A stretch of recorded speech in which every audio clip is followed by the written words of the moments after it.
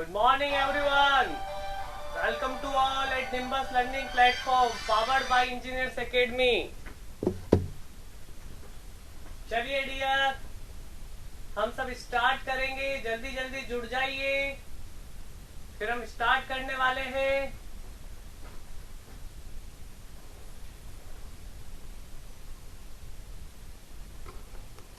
बहुत अच्छे. 1 मिनट.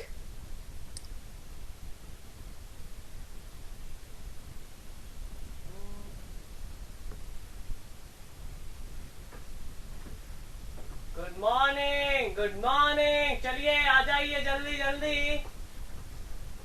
तो डियर, हमने कल वाली क्लास में क्या देखा था? कल वाली क्लास में हम डिफ्लेक्शन निकाल रहे थे with the help of standard methods, और मैंने 1 बाय 1 आपको क्वेश्चंस कराने का प्रैक्टिस करवा रहा था. Very good. Good morning Maurya ji, good morning. जैसे ही मेरा ये पूरा कंप्लीट होगा तो मैं आपसे कह रहा हूँ कि सीट अपन बहुत जल्दी निकाल देंगे.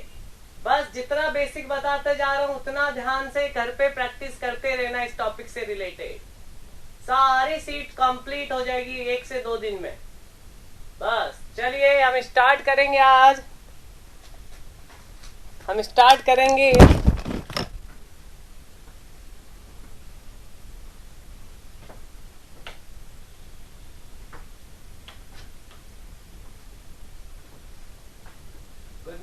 Good morning everyone, good morning. चलिए कल कहाँ तक हो गया पहले मुझे समझाइए. कल मैंने कहाँ तक आपको बता दिया? राजकुमारी जी good morning, Prajapati ji good morning. कल मैंने कहाँ तक कराया डियर एवरीवन? सभी रिप्लाई करो.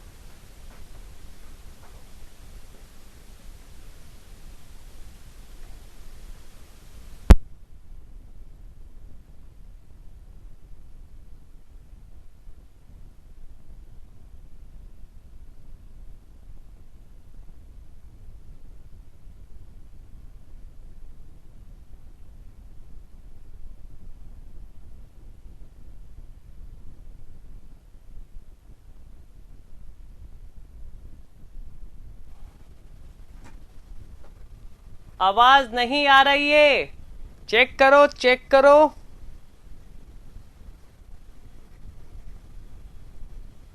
आ रही है, ओके. तो सबसे पहले आप सबका स्वागत है और आज के लिए good morning. Very very good morning.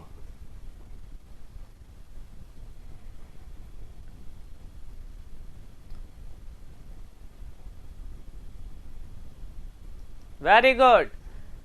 तो हमने कल cantilever beam subjected to UDL हम पूरा कर चुके थे और उससे रिलेटेड सारे क्वेश्चंस हम निकाल चुके थे. आज हम आगे केस नंबर 3 की बात करेंगे. वेरी गुड, बहुत अच्छे. तो अब केस, ये स्टैंडर्ड केस है, सारे याद रखना. Okay, very good. चलिए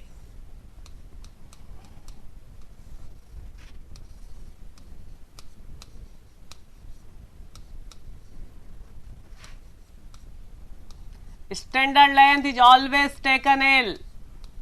हमेशा एल लेना. E is constant. चलिए एवरीवन, वाई ए और थीटा ए कितना? Everyone should be reply. Y A और थीटा ए कितना? 0. वेरी गुड, बहुत अच्छे.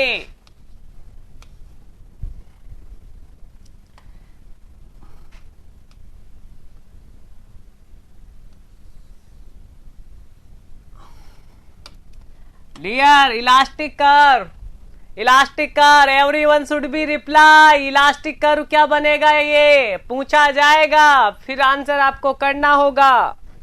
बताइए इलास्टिक कर्व क्या बनने वाला है? Very good. क्यों सर्कुलर आर्क? क्या रीजन है कि सर्कुलर आर्क बनेगा?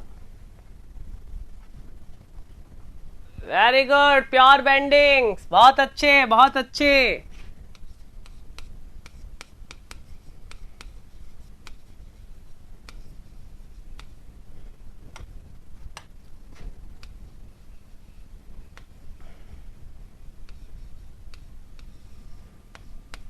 That is the Y B, और अगर मैं टेंजेंट इस पे लगा दूं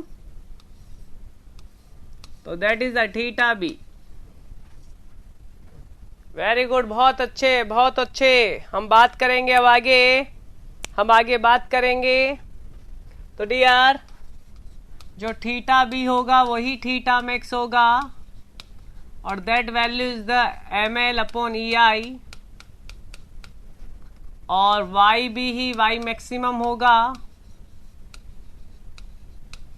और that is the M L square upon 2EI, और एम मैक्सिमम की value, M maximum equal to capital M. Very good, बहुत अच्छे बहुत अच्छे। देखते जाओ, करते जाओ।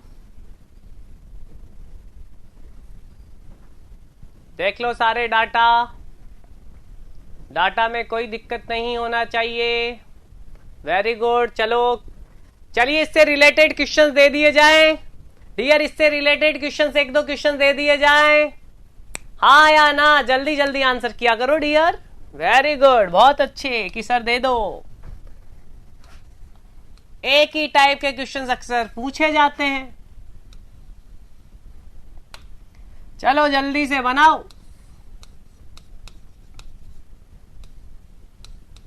पूछा वाई बी और थीटा बी, इसी टाइप के क्वेश्चंस देगा वो आपको, ऑब्जेक्टिव में इसी टाइप के क्वेश्चन देगा। लेंथ ले लो एल और एल ले लो, चलो सिंपल कर लो थोड़ा। जनरली L/2 भी दे देता है वो, याद रखना, L/2 भी दे सकता है, तो करने का तरीका वही रहेगा।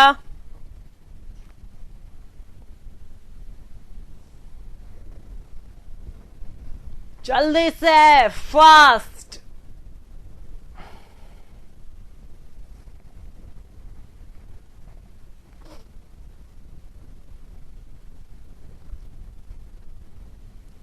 आपके लिए टाइमर सेट कर दिया जाए, जिससे आप टाइमर से टाइम सेट कर लो।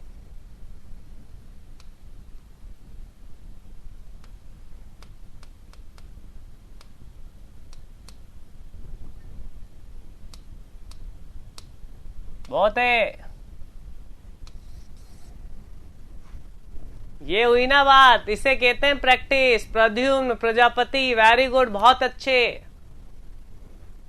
Practice, practice makes the man perfect dear, practice करते जाओ बहुत अच्छे से।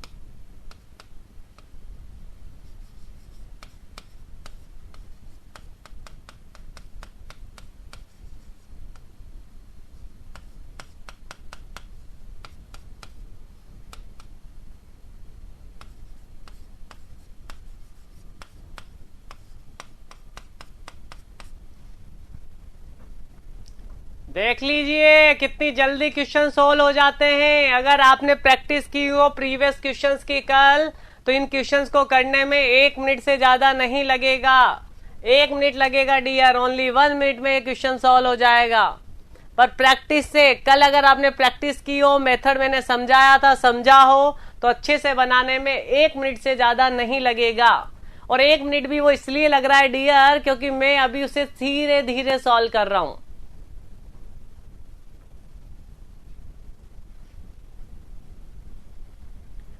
फाइव क्यों आ रहा है डियर? 3 आएगा ना, आई थिंक 3/2 आना चाहिए ना। 3/2 आना चाहिए ना राकेश जी। राकेश जी थोड़ा सा ध्यान से देखो।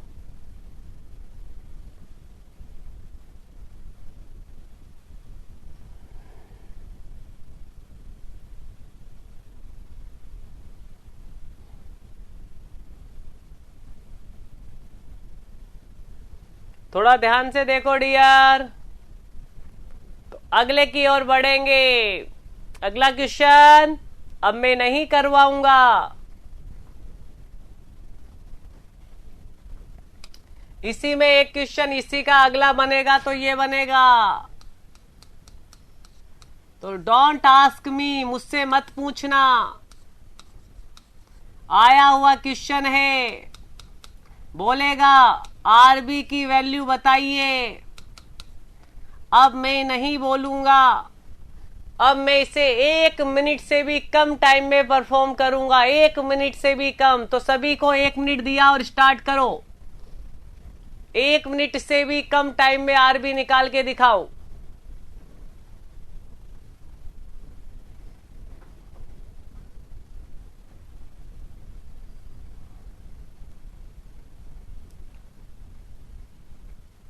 पेन और कॉपी को अपने पास में रखो। वेरी गुड, बहुत अच्छे।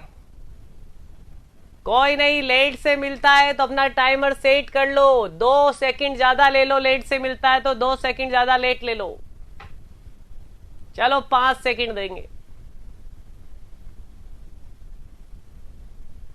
अभी तक एक आंसर आया है और आधा मिनट निकल चुका है।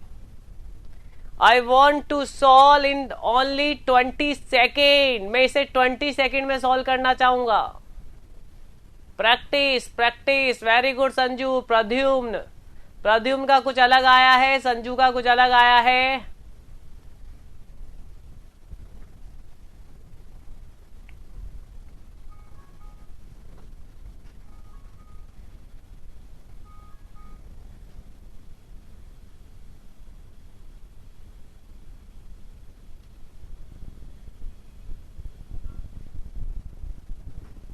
Time up.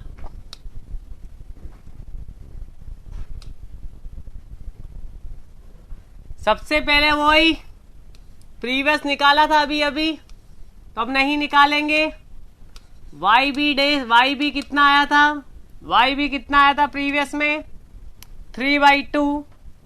तो मैं यहां लिखूंगा 3/2 ml² अपॉन EI। और सिंपल अगर आरबी लगा होता और लेंथ 2L होती तो आरबी की वजह से कितना? RB L³ upon 3I। याद करो कल वाली बात। ऊपर की साइड जाता।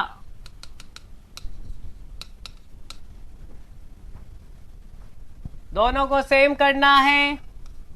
3/2 ml² अपॉन EI बराबर आरबी 8 हो गया L³ अपॉन 3I। तो EI से EI कैंसिल। L² से एक L बच गया 9 और ये हो जाएगा 9/16 M/L RB।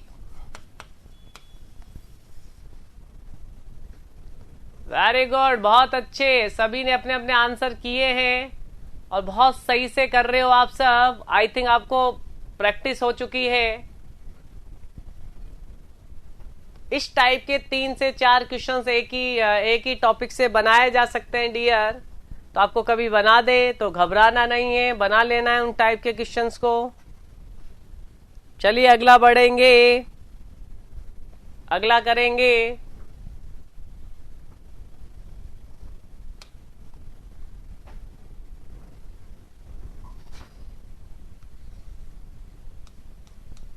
Case number 4।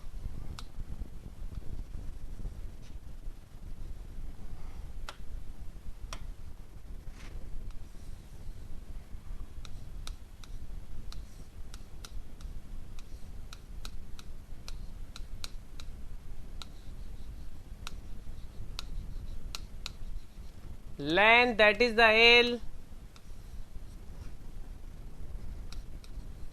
B और ए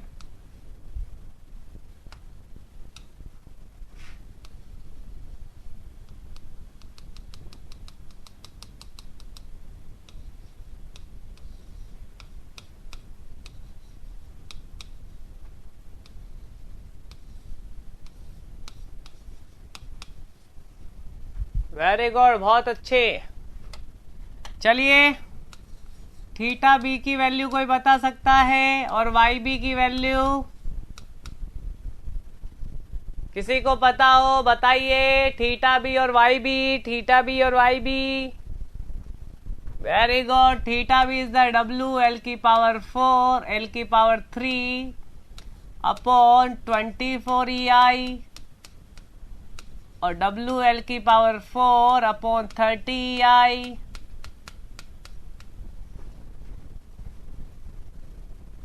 रुक के चल रहा है वीडियो, ऐसा प्रॉब्लम नहीं होना चाहिए। रुक के नहीं चलना चाहिए वीडियो, वीडियो सही चल रहा होगा।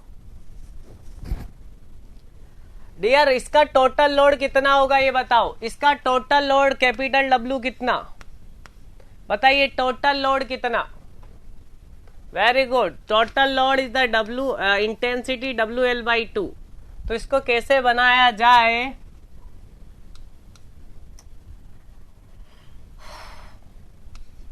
W L by 2 into L square upon 12 E I. तो ये हो गया dear W L square upon 12 E आई।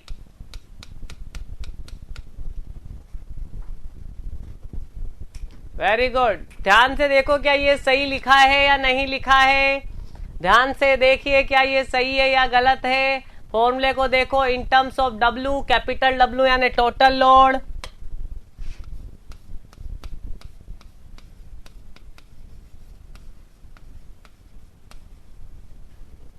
करेक्ट है, वेरी गुड वेरी गुड।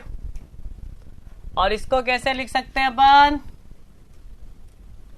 अपन लिख सकते हैं इसको W L cube upon 15 E I.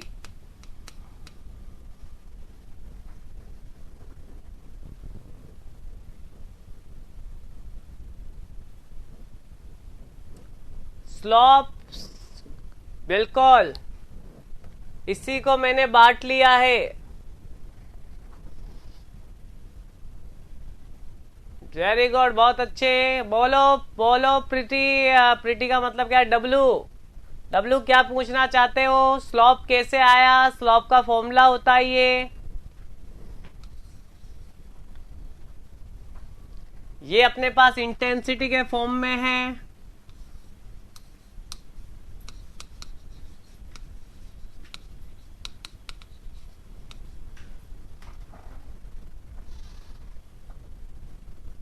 Very good very good. इन्होंने लिखा कि theta B into 4L upon 5,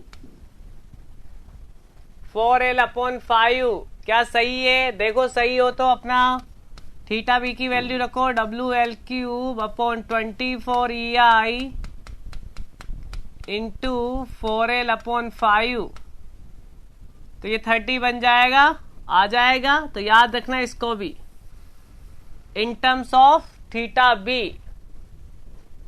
M maximum की वैल्यू, एम मैक्सिमम की वैल्यू, एम मैक्सिमम कितना इस केस में, everyone should be reply. Very good Sanju, Sanju का आंसर बिल्कुल सही है, W L square by 6, W L square by 6। जिसको किसी भी फॉर्मूले में दिक्कत हो पूछ लेना, अच्छे से समझ लेना।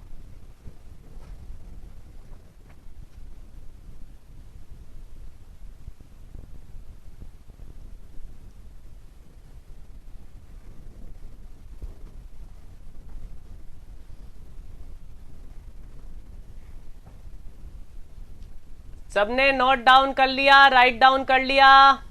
और सेम क्वेश्चंस आप बना सकते हो, सेम क्वेश्चंस बना सकते हो प्रीवियस वाले के जैसे। याद रखना, बार बार नहीं बनवाऊंगा, पर याद करना, अपनी प्रैक्टिस खुद करना यहाँ पे, ठीक है। ऐसे जैसे प्रीवियस बनाए थे अपन ने 2-3 केस में, इसमें भी बना सकते हैं।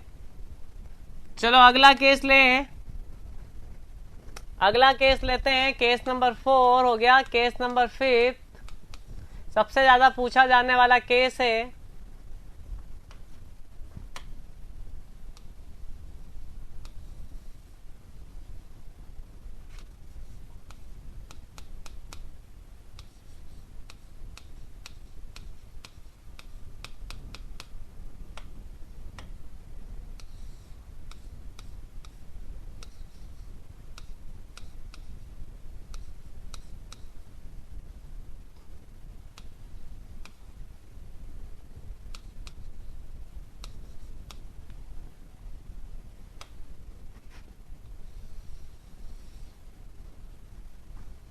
सर्कुलर आर्क या non circular arc, circular arc या non circular arc, everyone should be reply.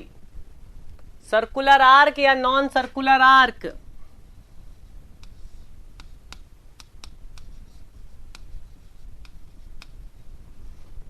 Non circular, क्योंकि इसका बीएमडी कांस्टेंट नहीं बनता है।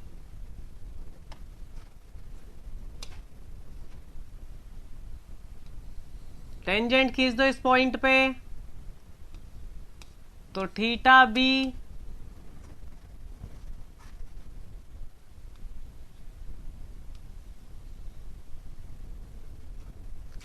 थीटा ए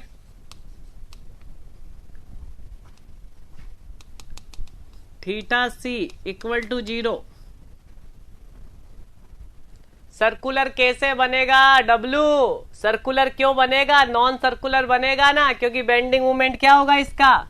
भूल गए हो बेंडिंग मोमेंट अभी से ही? Non bending moment not equal to constant. जब बेंडिंग कांस्टेंट नहीं रहेगा तो आर भी कांस्टेंट नहीं रहेगी।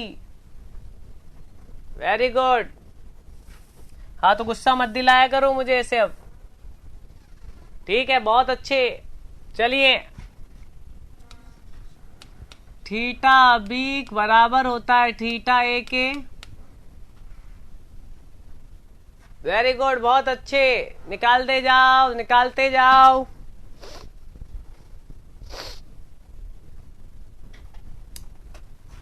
Theta A theta B that is the P L square upon 16 EI। Check करो, सही है? चेक करो, थीटा ए और थीटा बी यही होगा। वेरी गुड, बहुत अच्छे। और y मैक्सिमम की वैल्यू सेंटर पे ही होगी। और ये याद रखने वाली बात है, P L cube upon 48 EI। बहुत ही इंपॉर्टेंट फॉर्मूला है। और एम मैक्सिमम का फॉर्मूला होगा, बता दो जल्दी से, एम मैक्सिमम कितना? वेरी गुड, बहुत ही इंपॉर्टेंट फॉर्मूले ये दोनों। इन दोनों फॉर्मूलों को अच्छे से कर ले तो ये मान के चलना कि डिफ्लेक्शन में 70 नहीं तो कम से कम 60% प्रॉब्लम तो ये दोनों ही होगी।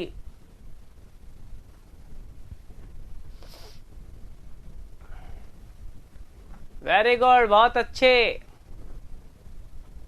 तो क्या हम आगे बढ़ सकते हैं?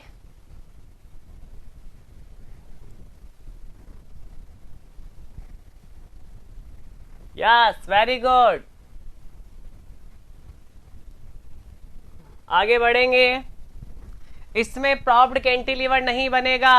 प्रॉप्ड कैंटिलीवर ओनली कैंटिलीवर में बनता है।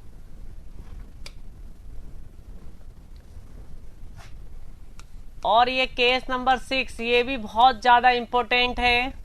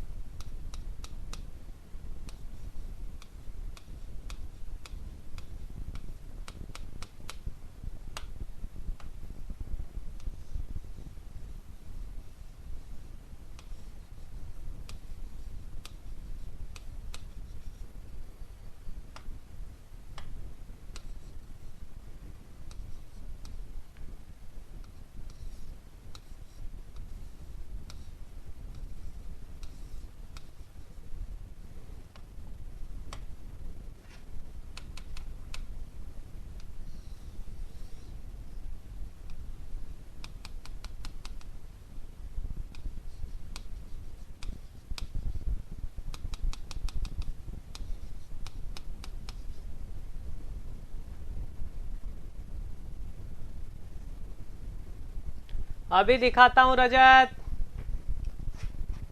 ये सी पॉइंट है मिड, और मिड पे ही मैक्सिमम होता है। यहां पे भी सबसे पहले तो थीटा ए और थीटा बी की वैल्यू लिख लेते हैं। यही मैक्सिमम होता है, याद रखना। यही वाली चीज जो अपन यहां लिख रहे हैं यही मैक्सिमम होती है।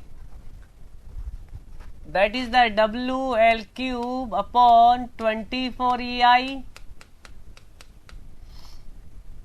या फिर कैपिटल WL² अपॉन 24 EI, और Y मैक्सिमम जो C पॉइंट पे होगा that is the 5/384 WL⁴ upon EI, या इसे ही लिखा जाएगा 5/384 WL³ sorry capital WL³ 3 EI। Very very important. 5/384। और डियर इसका एम मैक्सिमम कोई बताना चाहेगा? एम मैक्सिमम जल्दी से बता दो। Very good Sanju. WL²/8 या फिर कैपिटल WL/8, दोनों ही सही है। ये इंटेंसिटी के फॉर्म में, ये टोटल गॉकुल क्या हुआ? लेट कैसे ज्वाइन करते हो? इंजीनियर बनेंगे यार, सिंसियर एट अ टाइम मिलना चाहिए। मैं लेट हो सकता हूं, याद रखना। मेरा लेट चलेगा, तुम्हारा लेट नहीं चलेगा। चलो बात करते हैं। तो डियर ये कैपिटल W के फॉर्म में, याद रखने वाली बात, ये स्मॉल w के फॉर्म में, इंटेंसिटी और टोटल लोड। तो बिल्कुल याद रखिएगा, ऐसे केस को भूलना नहीं है। हम आगे बढ़ेंगे, अगले केस को देखेंगे। अब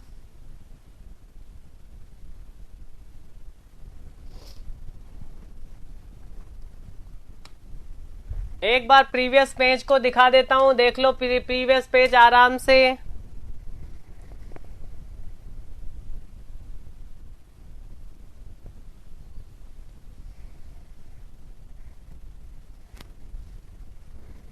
हो गया? हो गया, वेरी गुड। चलिए एक केस नंबर अगला और देखो। ये सारे केस बहुत ज्यादा इंपॉर्टेंट है। मैंने कहा है आपसे 80% प्रॉब्लम इन्हीं से बनेगी। ओके, अर्जेंट वर्क तो डोंट, कोई दिक्कत नहीं है, अर्जेंट वर्क है तो।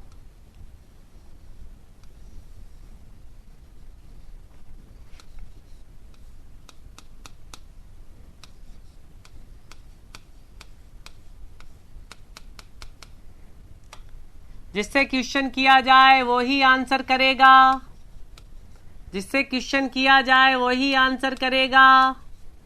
बोलो कौन सा केस है? बोलो कौन सा केस है? किससे आंसर करूं? सभी आंसर करो। चलो जिस जिसको पता लग रहा है ये कौन सा केस है वो आंसर करो।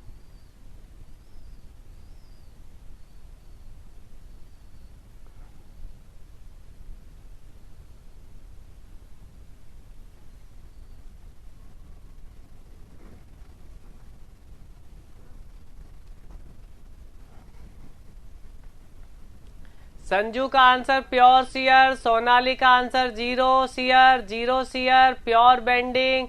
राजकुमारी ने भी कहा 0 pure bending, 0 shear.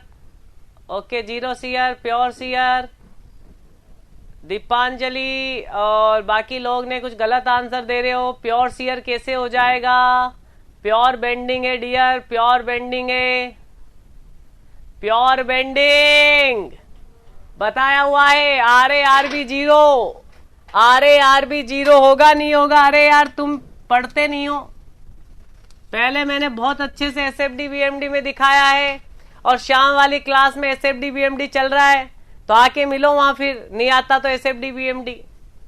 Pure bending, pure bending, और इसका एक कर्व बनेगा। That is the circular arc. अब तो आपको एकदम माइंड में क्लियर होना चाहिए। बिल्कुल, मैंने बताया था ये RARB 0 आती इस केस की, ये भी बताया है मैंने। बिल्कुल।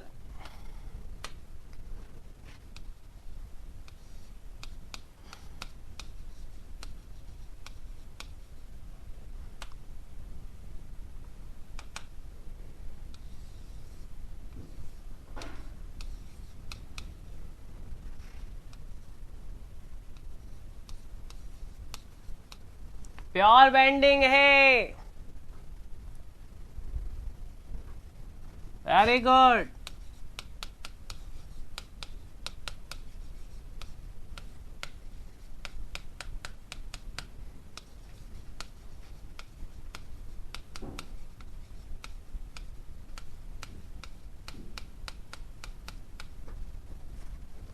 लिख लो, लिख लो, एम मैक्सिमम भी लिख लो,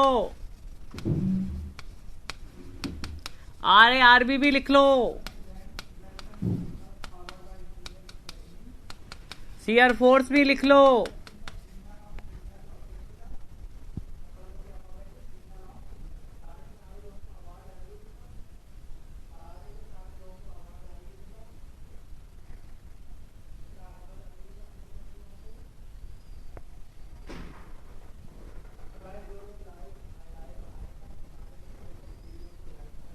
ओके, सारी चीजें क्लियर हो तभी यस करना, सभी क्लियर यस हो तभी यस करना। नीचे वाली मैंने SFD BMD में रिकॉल करवाइए। Pure bending,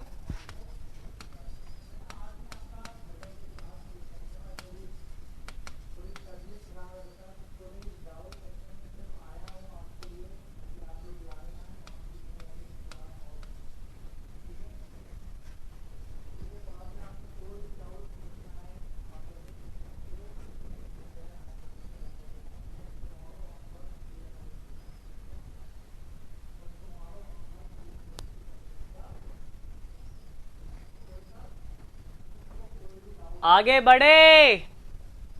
okay, very good.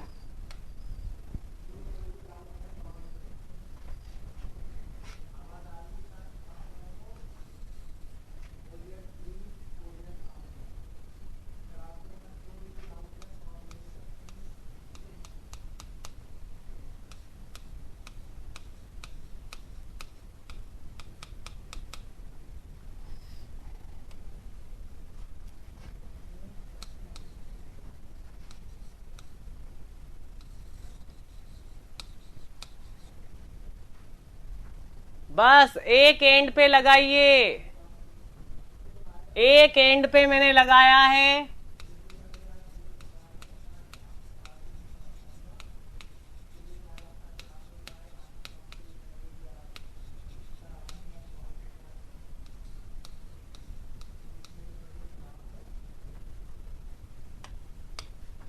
आराम से देखो।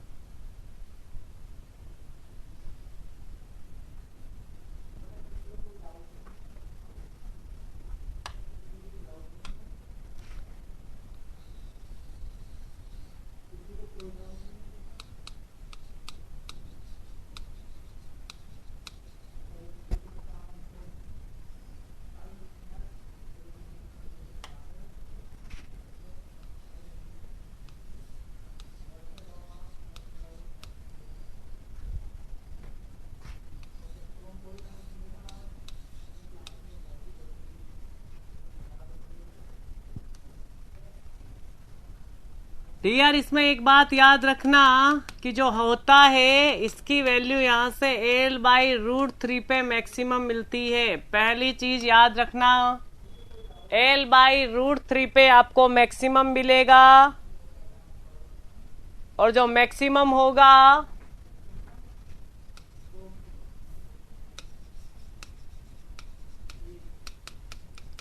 ml² / 9√3। आराम से देख लो।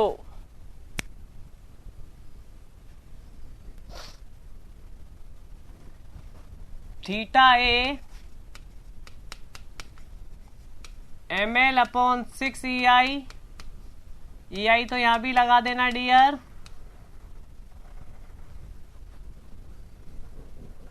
वेरी गुड, बहुत अच्छे। हाँ, न्यू केस है, अच्छा केस है डियर, अच्छा केस है।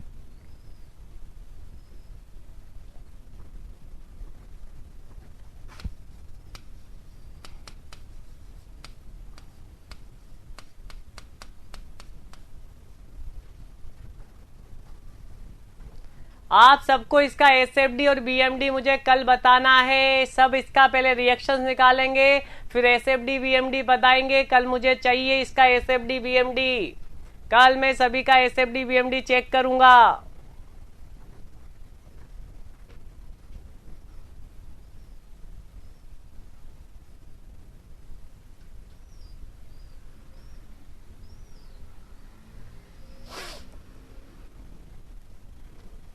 Okay, very good. अगला कर ले, स्टार्ट कर ले। याद कर लोगे अच्छे से, इसको याद रखोगे अच्छे से। Very good.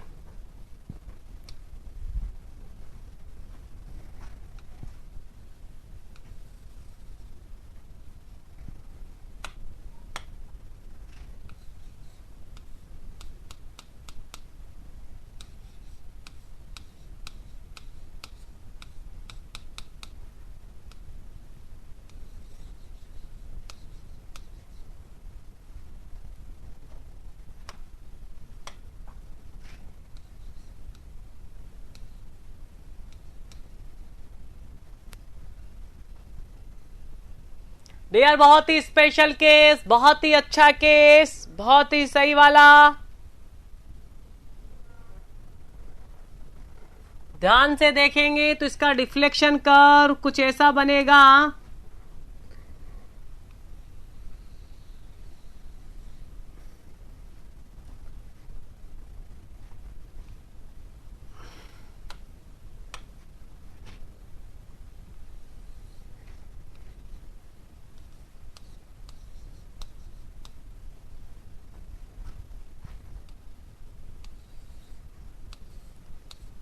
थीटा बी और डियर एक यहां पे अगर टेंजेंट खींचेंगे तो एक थीटा सी आएगा, लेकिन वाई ए बराबर वाई बी बराबर वाई सी बराबर 0। याद रखना, इसमें डिफ्लेक्शन इन तीनों पॉइंट पे 0 होगा। और थीटा ए बराबर थीटा बी होगा, वो होगा ml/24 EI। और थीटा सी होगा ml/12 EI।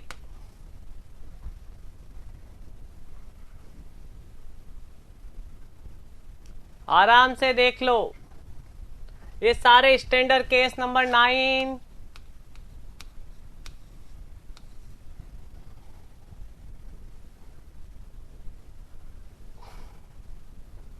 टेबल बना के इन सभी केसों की प्रैक्टिस करना, तभी काम बनेगा। हाँ, बाकी जगह डिफ्लेक्शन होगा मोहित, यहां भी होगा, यहां भी होगा, पर ये जनरली ए सी और बी पे ही पूछा जाता है। बाकी की वैल्यू कुछ अलग होती है, कोई पर्टिकुलर वैल्यू निकल के नहीं आती है फॉर्मूले में। फॉर्मूला जैसी कोई नहीं आती, इसलिए मैंने लिखी नहीं है।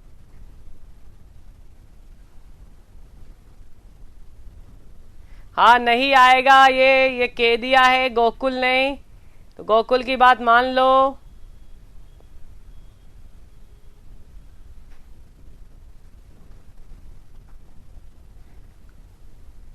याद करने की ट्रिक देखो डियर, इसको याद करने की ट्रिक नहीं है, बार बार इसका रिवीजन करके ही स्पेशल केसेस को याद किया जाता है। बस ये याद रखा जाता है कि पॉइंट लोड आएगा तो पावर 2 और पावर 3 होगी। पावर 2 स्लोप में, पावर 3 किसमें, डिफ्लेक्शन में। अगर इंटेंसिटी आती तो पावर 3 तो स्लोप में और पावर 4 किसमें जाएगी, डिफ्लेक्शन में। इस तरीके से इन्हें याद किया जाता है अपनी प्रैक्टिस से। इनका कोई सिंपल कोई फॉर्मूला नहीं है।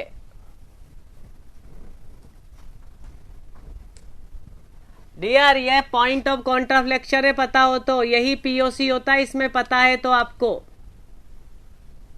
और यहीं पे आपका यही पॉइंट ऑफ इन्फ्लेशन है जहां आपका कर्व साइन चेंज करेगा, ये वाला।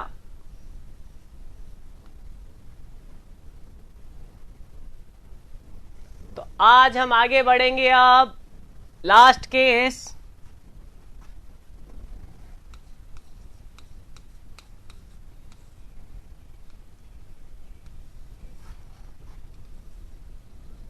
इसेंट्रिक लोड आ गया, जैसे ये वाला केस भी देखने को मिल रहा है।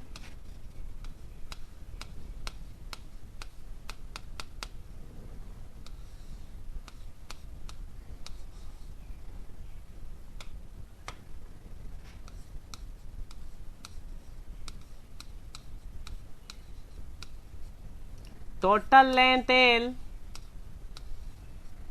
ये डी पॉइंट मान लो, ये ऐसा करो, ये ई पॉइंट मान लो, ये सेंटर मान लो सी।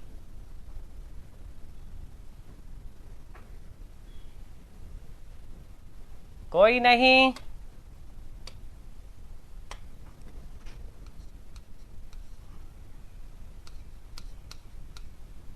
अब इसमें ये देखा गया कि जो डिफ्लेक्शन आएगा आपका मैक्सिमम, डियर बहुत इंपॉर्टेंट है, जो डिफ्लेक्शन आएगा मैक्सिमम वो पॉइंट लोड और जो आपका सेंटर है, मिड है, उसके कहीं बीच में आएगा। तो मैं मान लू डी पॉइंट पे आएगा।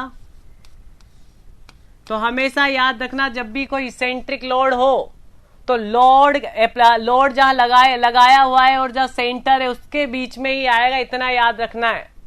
तो that is the Y maximum.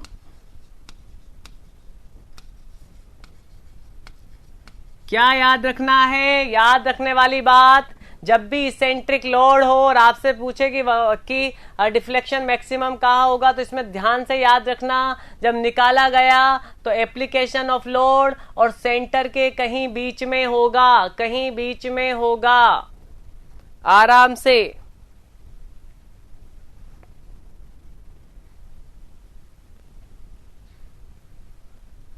Very good, कहीं बीच में होगा। और डीआर ये बीच में नहीं पूछता, ये पूछता है वाई कितना होगा।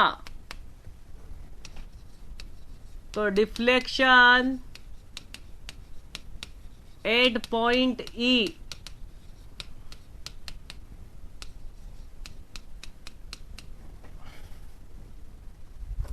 पहली बात क्या याद रखने वाली है? पहली बात याद रखने वाली है कि जो भी वाई मैक्सिमम होगा वो एप्लीकेशन ऑफ लोड और सेंटर के दोनों के कहीं बीच में होगा। याद रखने वाली पहली बात। और दूसरी बात की बात करें तो ये कितना होगा यहाँ ई पे, तो P A square B square upon 3EIL।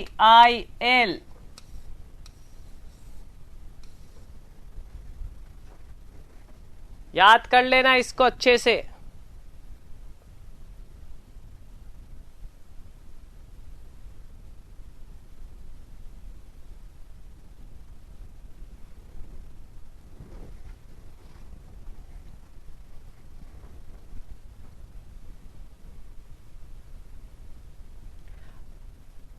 और डियर देखो, ये कभी पूछा नहीं जाता, लेकिन आपको एक हल्का सा मैं आइडिया दे देता हूं कि जो वाई मैक्सिमम होता है ना, ये वाई मैक्सिमम ये 25% ज्यादा होता है इसका, 25% ज्यादा होगा किसका? वाई ई का। लेकिन कब? जब आपका ये लोड सेंटर के पास में चला जाए, सॉरी सपोर्ट के पास में चला जाए, जितना ज्यादा पास में होगा तो ये चांस होगा कि ये वाई मैक्सिमम की वैल्यू इस वाई से 25% ज्यादा होगी। इसलिए कभी क्वेश्चन पूछा नहीं जाता है। पूछा ई पे जाएगा तो ई पे बता देना, और अगर यहां पूछ लिया वाई मैक्सिमम तो 25% ज्यादा कर देना। हाँ वही बता रहा हूं, डब्लू वही बता रहा हूं, आराम से सुनो।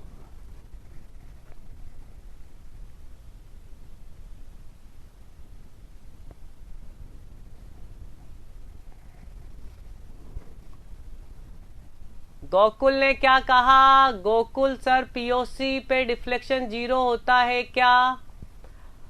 गोकुल ऐसा जरूरी नहीं है, हाँ हो सकता है, जरूरी नहीं है, हो सकता है, लेकिन कर्व चेंज करेगा तो जरूरी नहीं है कि पीओसी पे डिफ्लेक्शन 0 हो। ठीक है, अभी अगला केस आएगा जहां पीओसी आएगा लेकिन डिफ्लेक्शन 0 नहीं होगा गोकुल। और ये याद रखना, ये वाई मैक्सिमम कितना परसेंट ज्यादा? 25 नहीं, 2.5% ज्यादा। 25 गलती से बोल दिया, 2.5% ज्यादा। पर ये 2.5% ज्यादा कब होगा?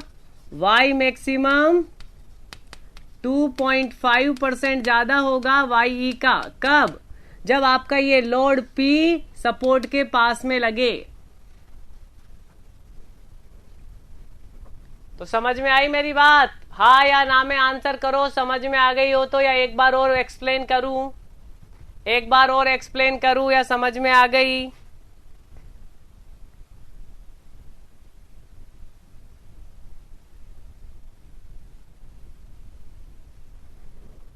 Okay, very good.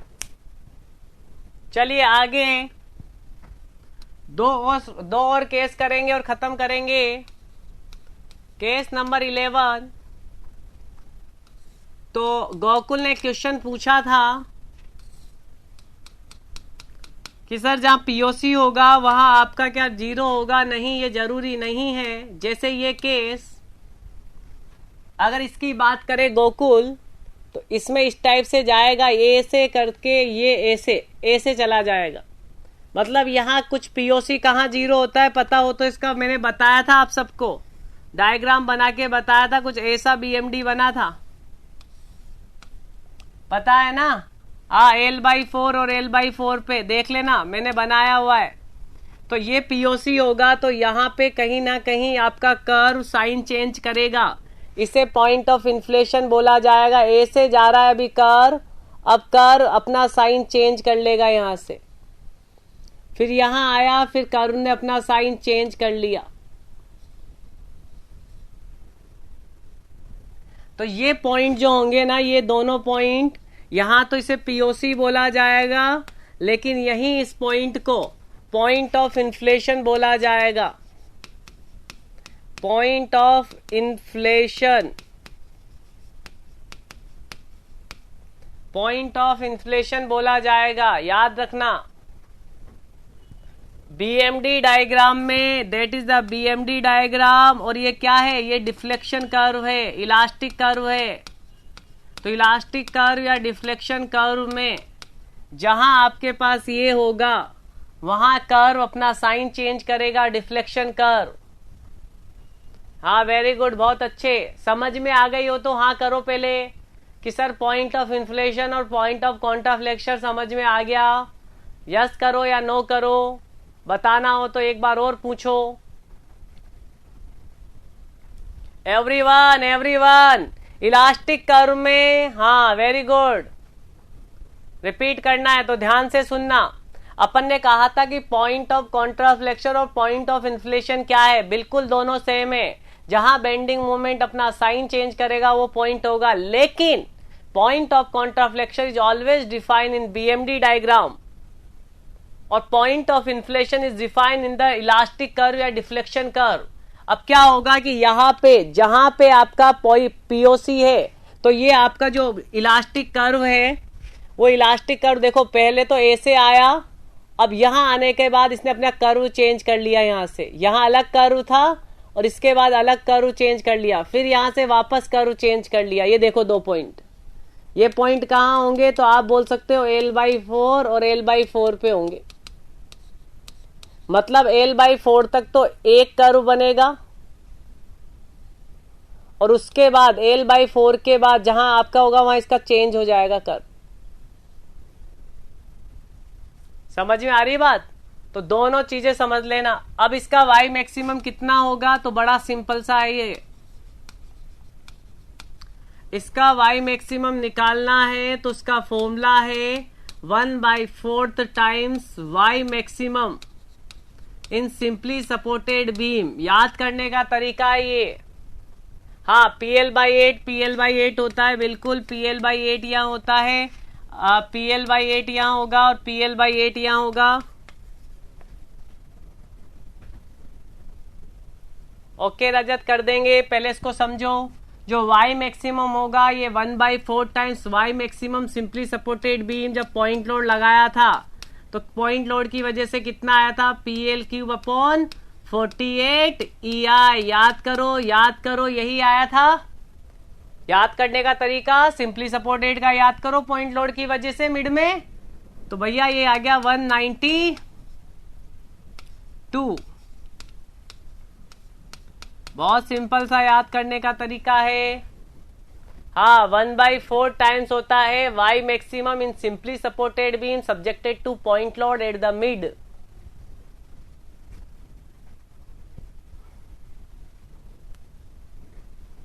Very good, very good, सब याद कर लेंगे इस वाले को। मुझे नहीं लगता कि इसमें आपको याद करने की जरूरत पड़ेगी। अगर सिंपली सपोर्टेड का याद है तो इसका 1/4 टाइम्स ले लेना। वेरी गुड, बहुत अच्छे। चलिए आगे बढ़े।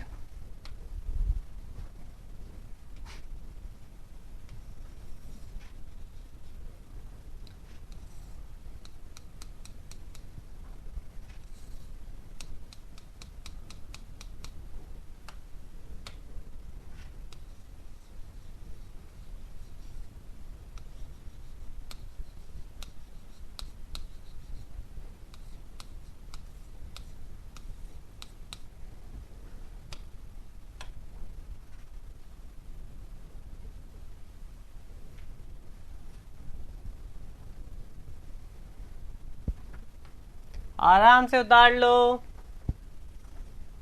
स्लॉप का कोई ऐसा संजू वैल्यू नहीं होता पर्टिकुलर। संजू स्लॉप का कोई वैल्यू पर्टिकुलर नहीं।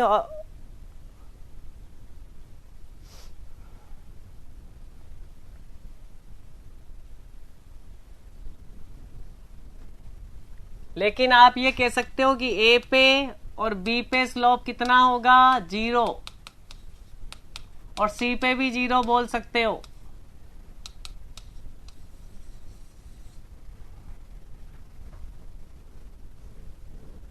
Very good.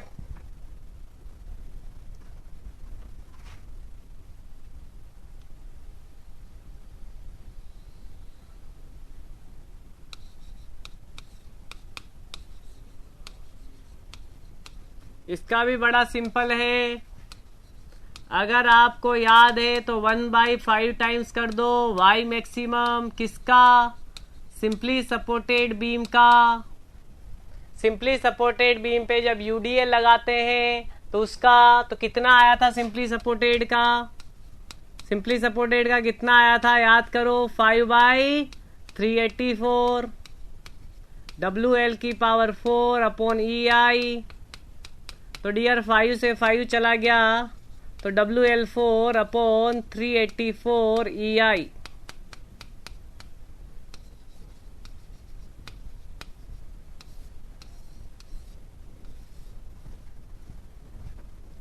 बहुत ही अच्छे से।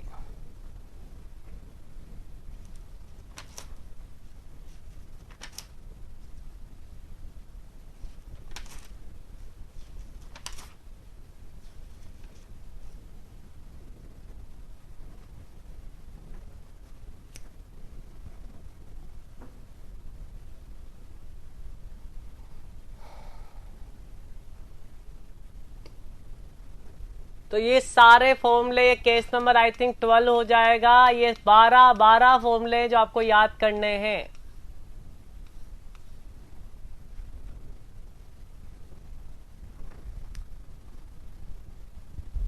वेरी गुड, बहुत अच्छे।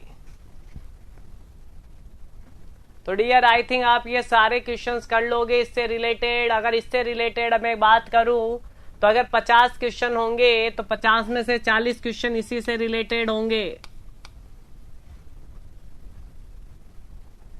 10वां रिपीट करना है। कौन सा है 10वां? ये वाला। रजत ये वाला ये यस करो।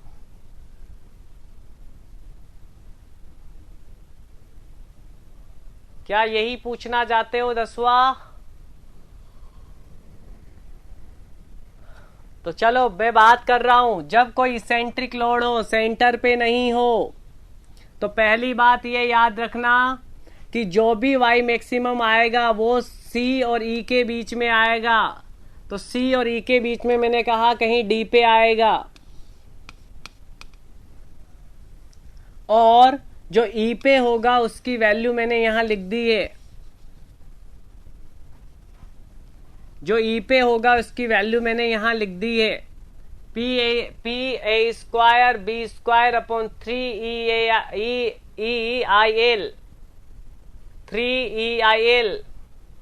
अब डियर एक बात सुनना, वाई मैक्सिमम जो होता है वो 2.5% ज्यादा होता है वाई का, पर ये तभी पॉसिबल है जब आपका ये लोड पी L/13 डिस्टेंस पे लगे। और अच्छा बता देता हूं, और ज्यादा क्या, ये वाला जो आपका पी सपोर्ट के L/13 मतलब जितना ज्यादा क्लोज होगा ये आंसर उतना ही एक्यूरेट निकलेगा।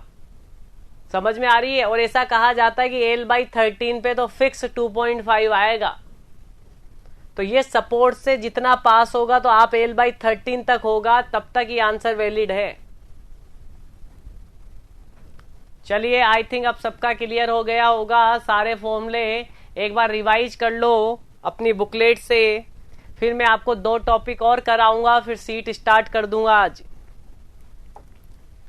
2 टॉपिक से रिलेटेड कुछ क्वेश्चंस और कराऊंगा, फिर सीट स्टार्ट कर दूंगा। उसके बाद डिफ्लेक्शन का कोई भी क्वेश्चंस आपका रहेगा नहीं।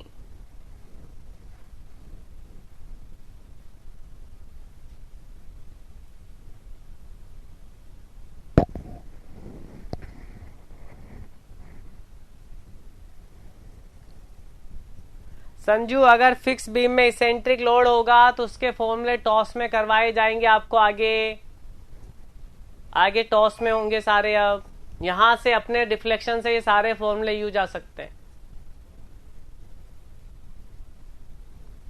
चलिए हम आगे बात करेंगे। पहला बात कर रहे थे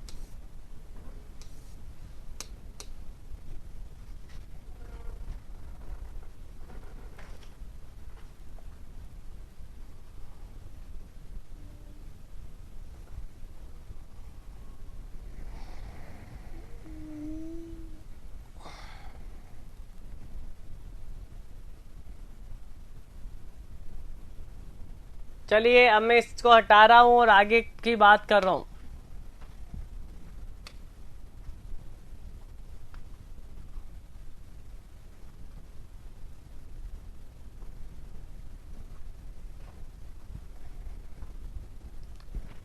और सब बढ़िया आप सबके साथ?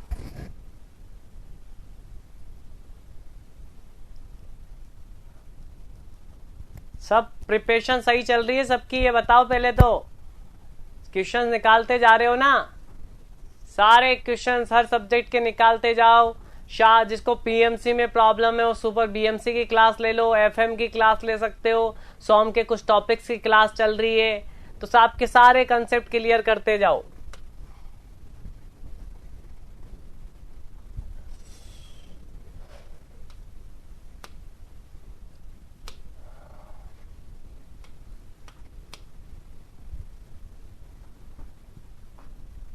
बिल्कुल। अब मैं आपको एक मेथड की और बात करूंगा, 2 मेथड की जल्दी से बात करके क्वेश्चंस निकालना स्टार्ट करूंगा आज। सबसे पहले स्ट्रेन एनर्जी मेथड में कुछ मुझे 2-3 चीजें डील करनी है जिससे वहां के सारे क्वेश्चंस बन जाएं। स्ट्रेन एनर्जी मेथड,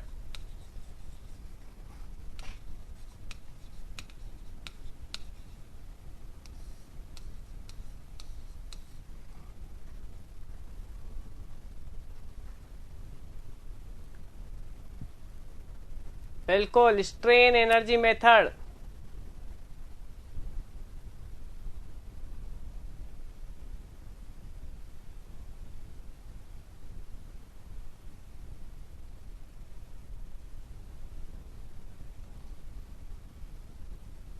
चलो बात करो, डालो वाईफाई जो डालना है। इधर देखो डियर, मेरी बात बड़े ध्यान से सुनना, ये बहुत बार ऑब्जेक्टिव में पूछे जा रहे हैं आजकल।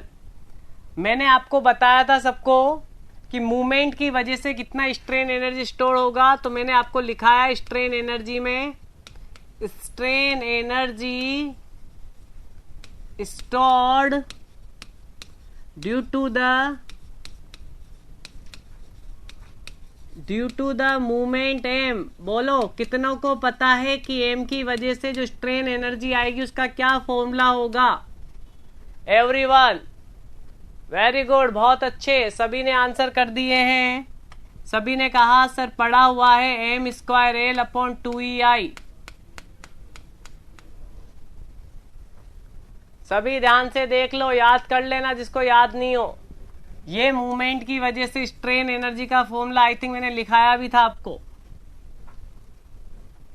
अब डियर एक बात सुनना, ये एल लेंथ में जो स्ट्रेन एनर्जी स्टोर्ड होगी, एल लेंथ में जो स्ट्रेन एनर्जी स्टोर्ड होगी उसका फॉर्मूला है। मान लीजिए आपके पास एक कैंटिलीवर है।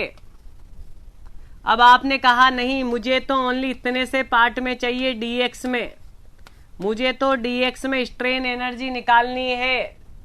आपने कहा डीएक्स में निकालनी है, तो आप बोलोगे यूएक्स बराबर एम स्क्वायर, कितनी लेंथ में निकालनी है बेल की जगह? डीएक्स, तो DX upon 2EI। M square DX upon 2EI। याद रखना ये स्ट्रेन एनर्जी है डीएक्स लेंथ में। अगर आपको पूरी निकालनी है अब इसमें, तो टोटल स्ट्रेन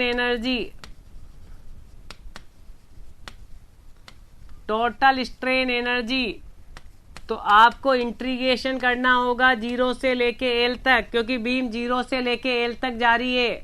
लिमिट लगाओ 0 से एल तक, M square DX upon 2EI।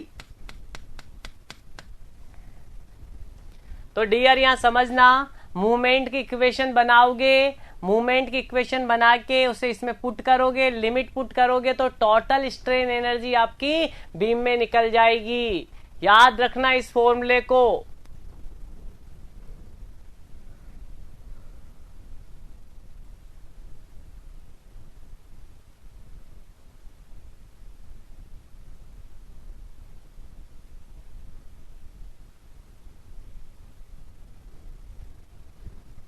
चलिए हम बात करें, तो पहला क्वेश्चन जो पूछा गया है कि बताइए कैंटिलीवर में अगर पॉइंट लोड लगाया जाए और लेंथ अगर एल हो तो कितना स्ट्रेन एनर्जी स्टोर्ड होगा? सभी के सभी आंसर करेंगे। Everyone should B answer.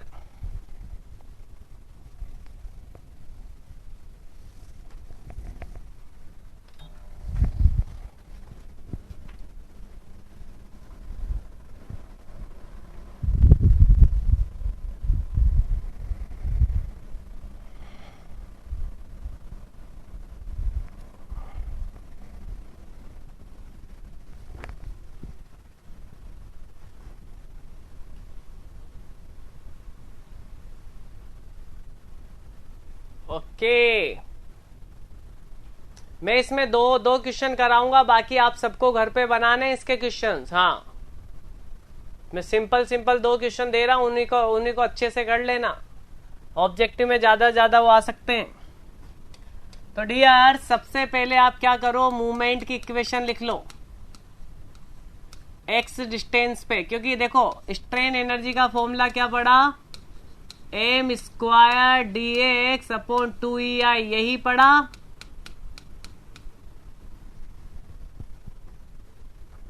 M square DX upon 2EI।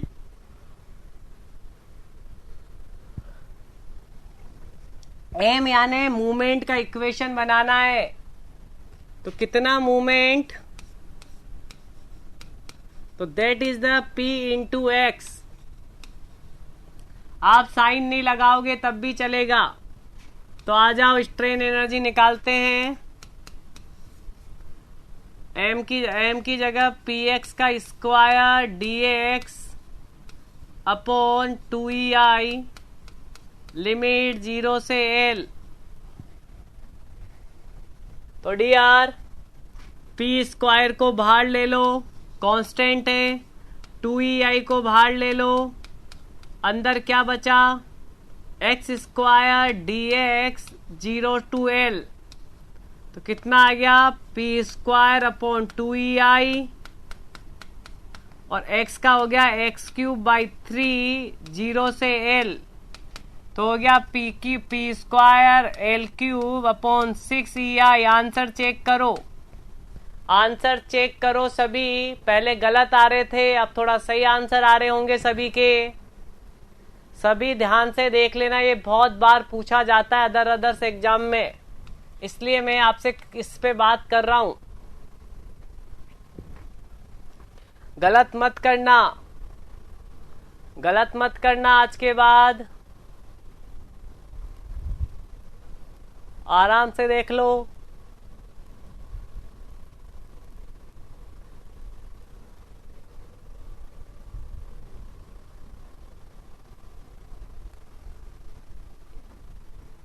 Okay,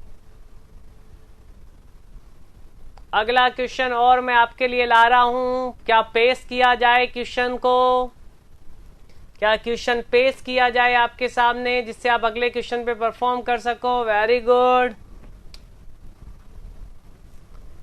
चलो इसमें बताओ कितनी स्ट्रेन एनर्जी स्टोर होगी। Everyone should be try.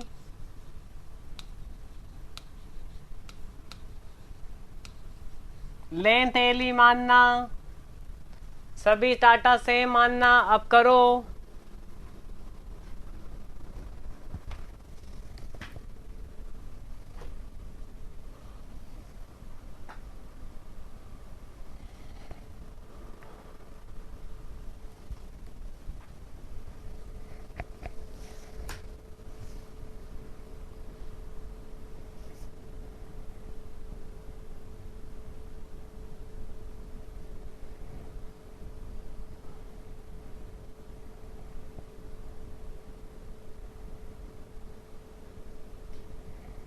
Very good, हो गया।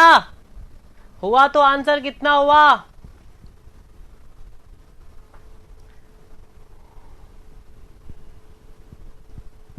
एक एक क्वेश्चन पे फोकस करना, यहाँ पे अच्छे से क्वेश्चन निकालना सारे।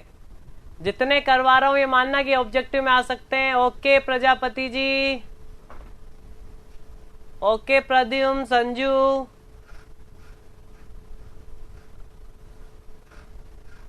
गर्ल्स कहाँ गई आज? कोई गर्ल्स का आंसर नहीं आ रहा है, ना डिम्पल आंसर कर रही, ना दीपांजलि, ना राजकुमारी, कोई आंसर नहीं कर रहा किसी। ओके, और बाकी कहाँ गए?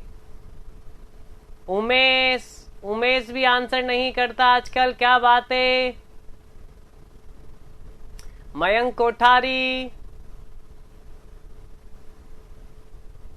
प्रजापति जी आपके आंसर बदल रहे हैं।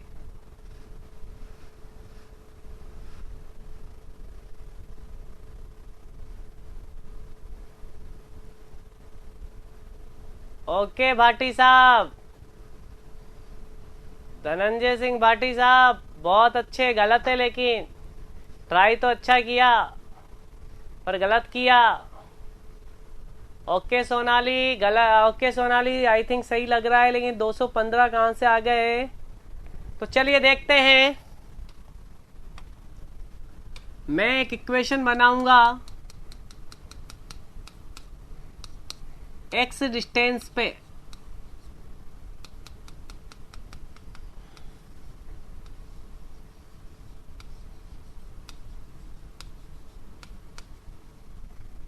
कितना डिस्टेंस पे? एक्स पे।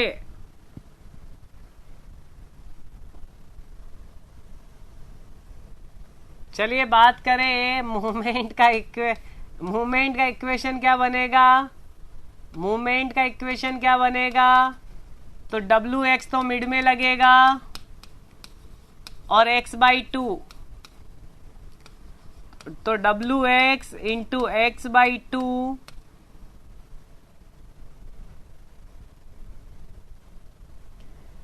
तो ये आ गया मूवमेंट। तो अब आ जाओ, एम स्क्वायर की जगह रखो WX²/2 का स्क्वायर, dx की जगह dx, 2EI की जगह 2EI। कितनों ने यही किया था? जिन्हों के मूवमेंट की इक्वेशन गलत है, याद रखना। मूवमेंट गलत है तो आज एसएफडी बीएमडी में मूवमेंट लेना सिखाऊंगा, एसएफडी में सिखाऊंगा, बीएमडी में सिखाऊंगा, तो सीख लेना। यार इसको क्या क्या बाहर आ जाएगा? W²/4 8 EI बाहर आ जाएगा। अंदर क्या बचेगा? x⁴ dx, लिमिट 0 से l, क्योंकि 0 से l है, 0 से l है। तो ये हो जाएगा W² x⁵, तो l⁵ और 5 नीचे आएगा तो 80 40। ये आ गया आंसर।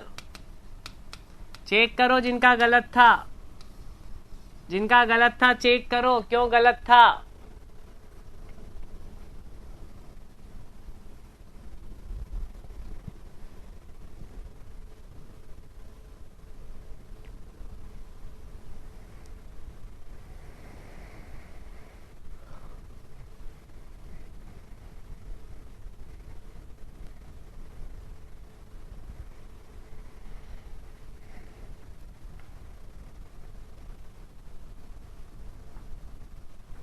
हाँ तो गलत मत लो, गलत लोगे तो आंसर गलत निकलेगा।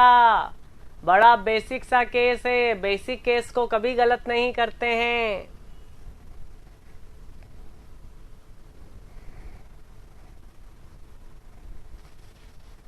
होल स्क्वायर करना होगा डियर, होल स्क्वायर करना होगा, होल स्क्वायर करना होगा।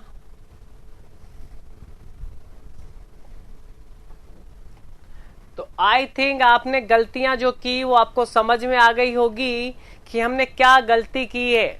तो आज नेक्स्ट टाइम से ऐसी गलती बिल्कुल भी स्वीकार्य नहीं होगी। तो थोड़ा इस वाले टॉपिक पे अच्छे से ये 2-3 क्वेश्चंस बना लेना, आपके सारे काम बन जाएंगे।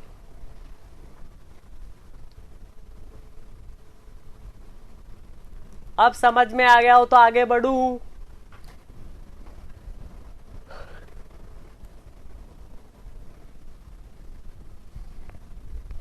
वही बता रहा हूं, गलती होगी इस चीज में, इस चीज में आप गलती करोगे तो याद रखना उस गलती को दोहराना नहीं है, इसलिए मैंने ये केस कराया है आपको।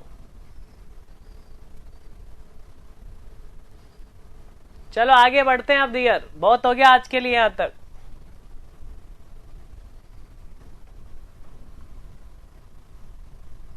ओके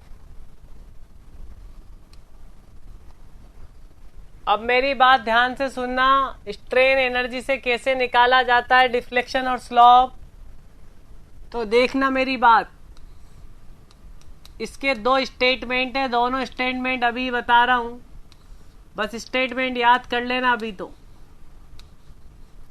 अगर आपसे वाई भी पूछा डिफ्लेक्शन और थीटा बी पूछा आपसे slope with the help of strain energy method, अगर आपसे स्ट्रेन एनर्जी मेथड से आपसे कहा कि स्लॉप और डिफ्लेक्शन निकालो पॉइंट बी पे जहां पॉइंट लोड पी लग रहा है, तो डियर जो वाई बी होगा डिफ्लेक्शन, ये डिफ्लेक्शन क्या होगा?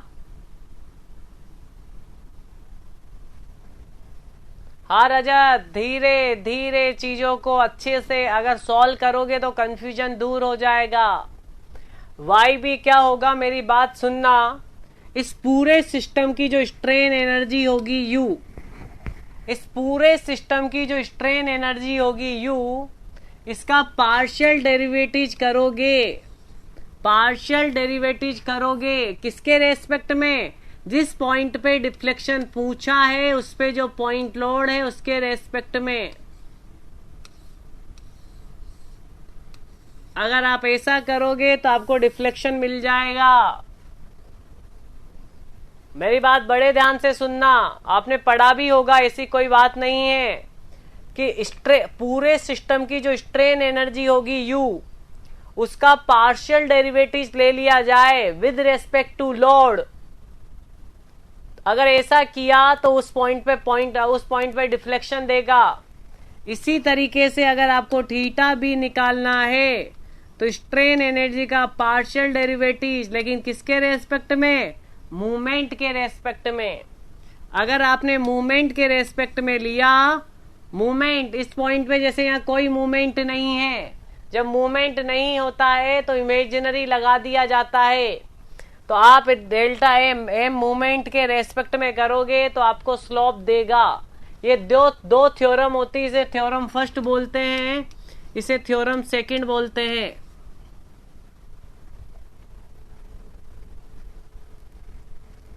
Very Gokul, very good. पढ़ेगा इंडिया तभी तो सीखेगा इंडिया। और आज के सिनेरियो में इंडिया को पढ़ना पड़ेगा, सीखना पड़ेगा, अपने बूते पे खड़ा होना पड़ेगा। चलिए हम बात करेंगे।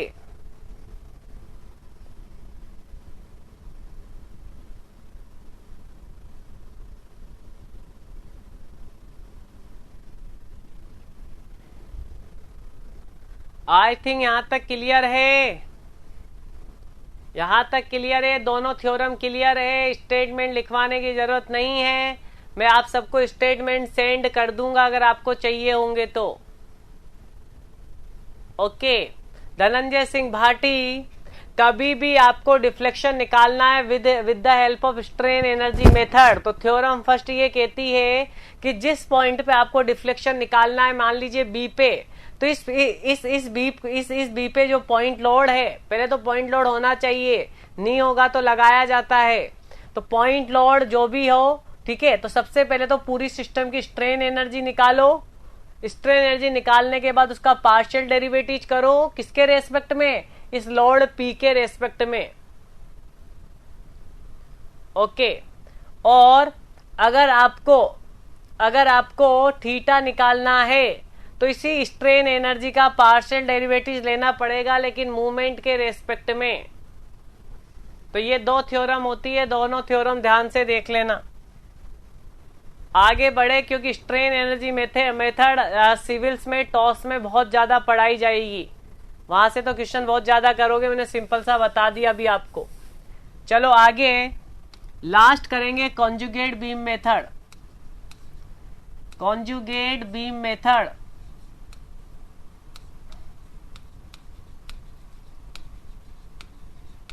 उसके बाद आपके पास सीट सॉल्व करवाई जाएगी, एक एक क्वेश्चन सॉल्व करेंगे।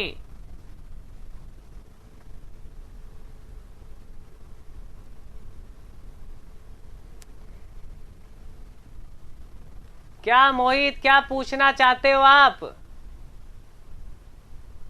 हाँ बोलो मोहित। मोहित मैंने क्या कहा? आएगा आएगा, वहां आ जाएगा, आप टेंशन क्यों ले रहे हो उसकी? आपने सॉल्व किया था ना डिफ्लेक्शन स्ट्रेन एनर्जी की हेल्प से, कितना बड़ा हो गया था वो। तो डोंट वरी, आपके पास सारी चीजें, मुझे पता है 7 क्वेश्चन है आपके, 7 क्वेश्चन आ जाएंगे, आने तो दो एक बार। चलो हम बात करेंगे।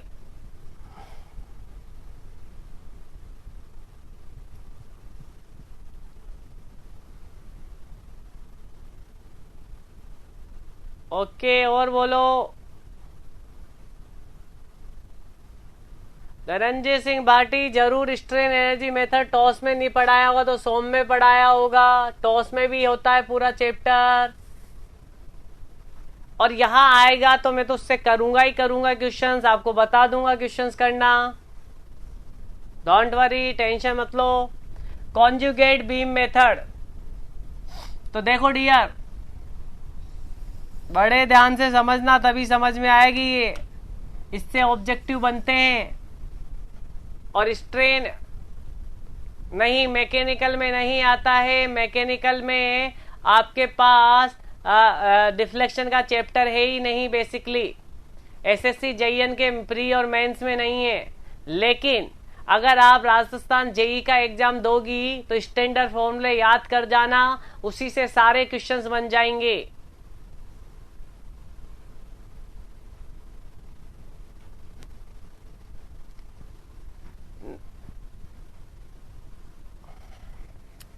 लेकिन अदर जेई के एग्जाम में प्री में आप जो स्टैंडर्ड फॉर्मूले अपन ने लिखे हैं अगर उनको अच्छे से याद कर जाओगे तो सारे क्वेश्चंस बन जाएंगे, आपको अंदर जाने की जरूरत भी नहीं पड़ेगी। भले वो सिविल हो या मैकेनिकल हो, प्री में तो आप निकाल दोगे सभी के सभी प्री में अच्छे से निकाल दोगे। लेकिन एसएससी जेई का जो मेंस होगा उसमें अलग से तैयारी करनी पड़ेगी। तो यहाँ मैं ऑब्जेक्टिव की तैयारी करवा रहा हूँ, इसलिए ज्यादा अंदर नहीं जा रहा हूं उनमें ज्यादा अंदर मैं मेंस में जाऊंगा। चलो इधर कंजुगेट बीम देखो डियर। नहीं प्रद्युम्न, आरएसएम एसएसबी में मेंस नहीं है, वहां ऑब्जेक्टिव पूछा जाएगा। जिसके साथ ज्यादा ऑब्जेक्टिव सही उसका पहले सिलेक्शन हो जाएगा। Okay very good. तो आप जिस भी स्टेट जेई की तैयारी कर रहे हो, एई की तैयारी कर रहे हो, जिनमें अगर ऑब्जेक्टिव पेपर आ रहा है तो मोर देन सफिशिएंट अपन यहाँ तैयारी कर रहे हैं, अपना पेपर क्लियर हो जाएगा। लेकिन जैसे एसएससी जेई की मेंस की बात करें तो मेंस के लिए अलग से बैच लगाया जाएगा, अलग से मेंस की तैयारी करवाई जाएगी। वहां हर एक टॉपिक में आपको उसी हिसाब से पढ़ाया जाएगा, तो डोंट वरी।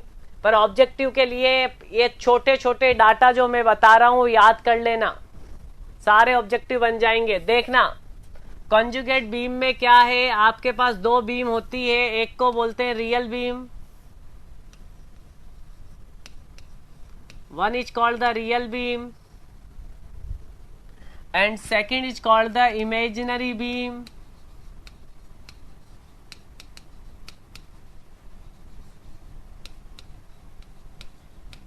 या इसे बोलते हैं कॉन्जुगेट बीम। बहुत ही छोटा सा टॉपिक है, अच्छे से करोगे तो सारे ऑब्जेक्टिव बन जाएंगे।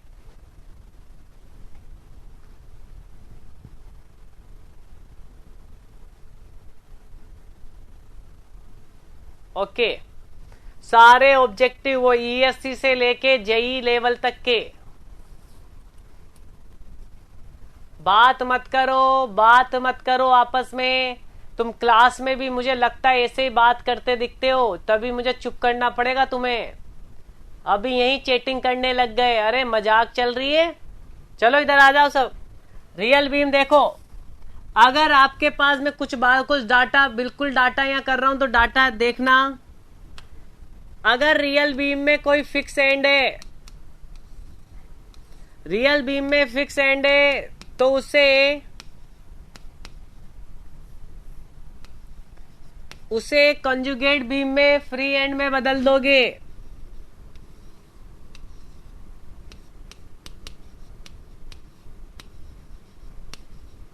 मेरी बात बड़े ध्यान से सुनते जाओ।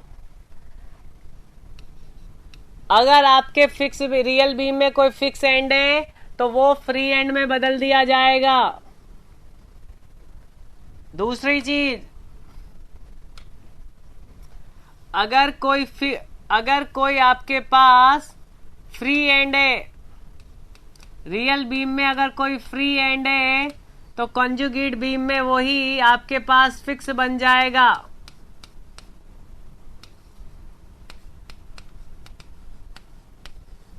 जैसा बोलता जा रहा हूं वैसा करता जाना। हाँ, fix, free, free, fix.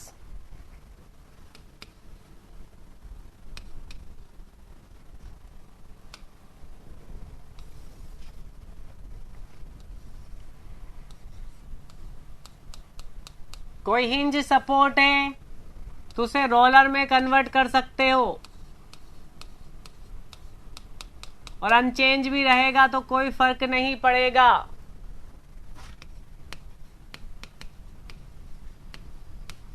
Hinge को रोलर में बदल दो, और नहीं बदलोगे तब भी काम चलेगा।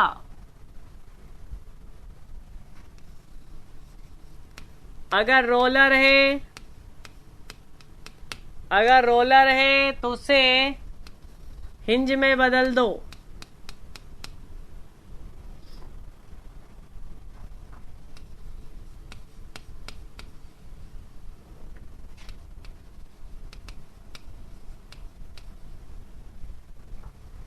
ध्यान से टेबल बनाते जाओ, सीखते जाओ।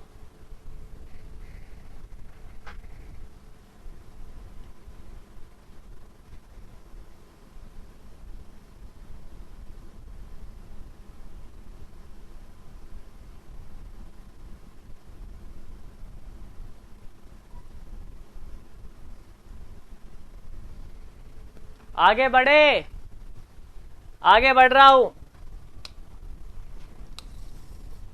कोई इंटरमीडिएट सपोर्ट हो, इस टाइप का इंटरमीडिएट हो, इंटरमीडिएट सपोर्ट हो तो उसे आप इंटरनल हिंज में बदल देना।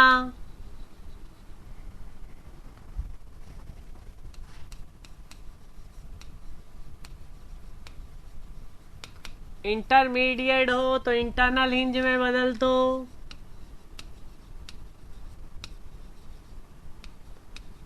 या इंटरनल रोलर में भी बदला जा सकता है, जैसे एक हिंज दे दे और एक रोलर दे दे, ऐसा भी हो सकता है। वही समझाऊंगा बाटी साहब, वही समझाऊंगा। अभी तो आपको इमेजिनरी बीम बनाना सिखा रहा हूं कि क्या कैसे बनती है। चलो ये आई थिंक ये आपका पूरा हुआ।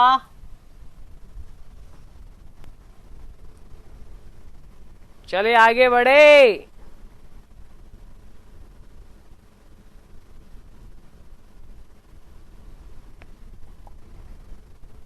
चलो आपसे एक क्वेश्चन पूछ लेते हैं यहीं पे। बताइए इस बीम की इमेजिनरी बीम क्या होगी। सब अपनी अपनी नोटबुक में बना लो।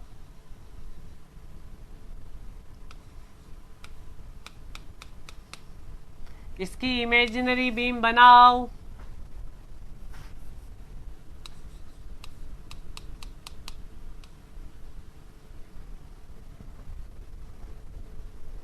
सभी इसकी इमेजिनरी बीम बनाओ।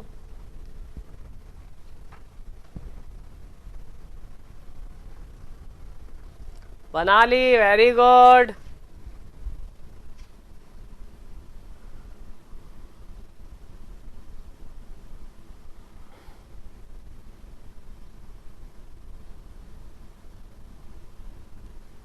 सभी ने बना ली हो तो बता देना, 2 मिनट का टाइम दे रहा हूं।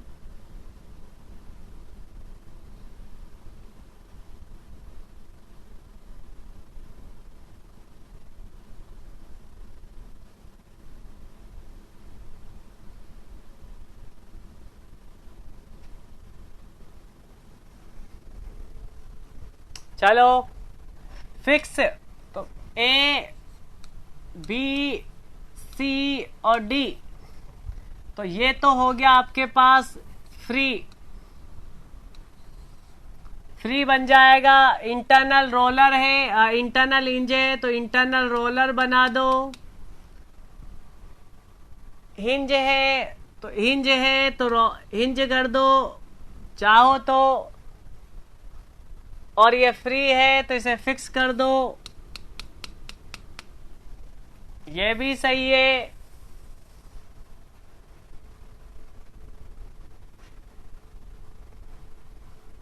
Very good.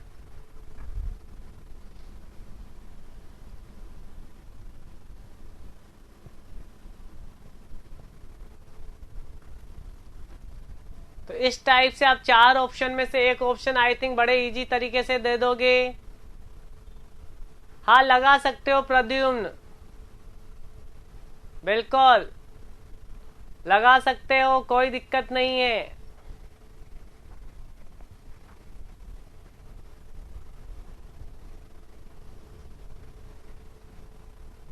लगा सकते हैं,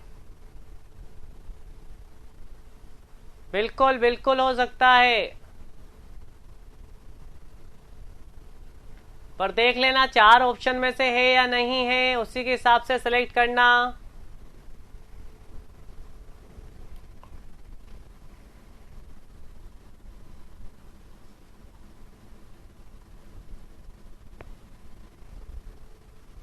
चलिए इसमें थोड़ा सा आगे बढ़े। अब ध्यान से सुनना, इसमें क्या की पॉइंट्स हैं।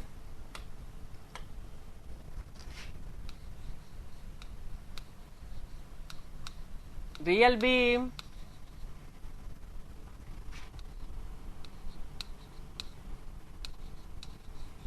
कॉन्जुगेट बीम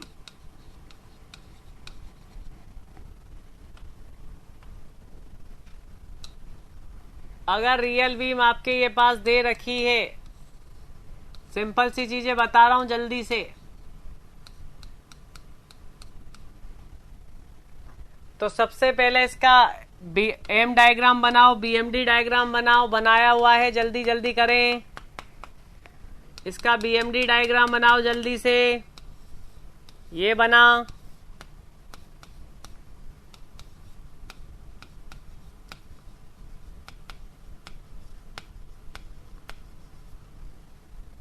बताओ इसका एम अपॉन ई आई क्या बनेगा? सेम बनेगा, पीएल के नीचे ई आई से डिवाइड कर दें, तो that is the M upon E I diagram.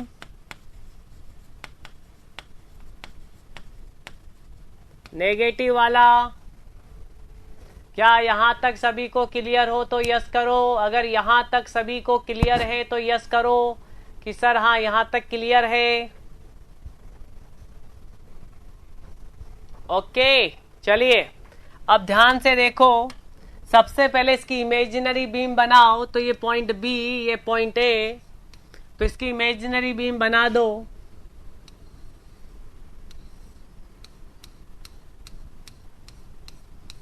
बना दिया इमेजिनरी बीम। ये पॉइंट कौन सा हो जाएगा? बी। ये कौन सा हो जाएगा? सॉरी, ये कौन सा हो जाएगा? ए। और ये कौन सा हो जाएगा? बी। इमेजरी बीम बनाने के बाद डियर बड़े ध्यान से पहला पॉइंट सुनना।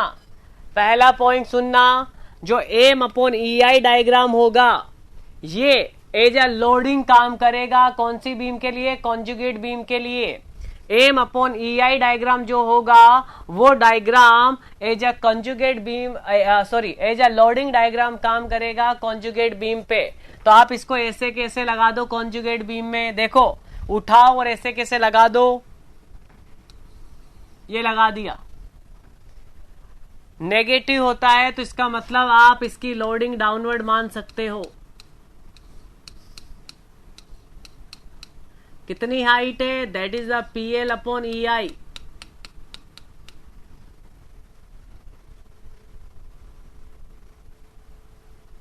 हाँ, जो रियल बीम का M upon E I diagram होता है, मेरी बात ध्यान से नोट कर लेना।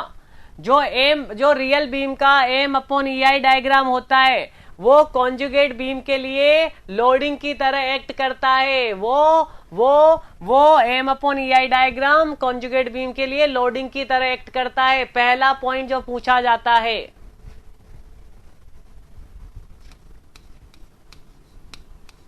इन conjugate beam M upon E I diagram, M upon E I diagram is acting as a loading।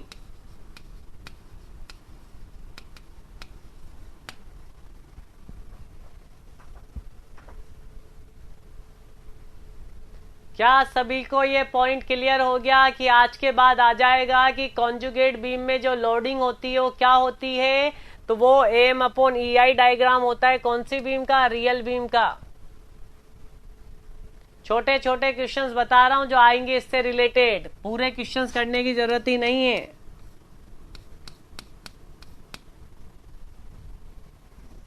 Very good, बहुत अच्छे।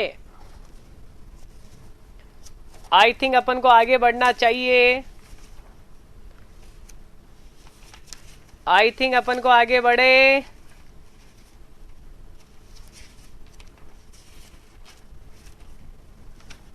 ओके, सभी के आंसर दो।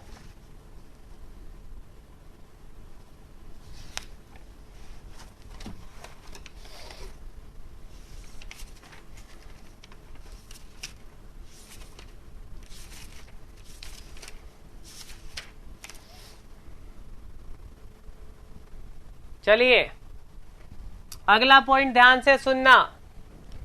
रियल बीम में किसी भी पॉइंट पे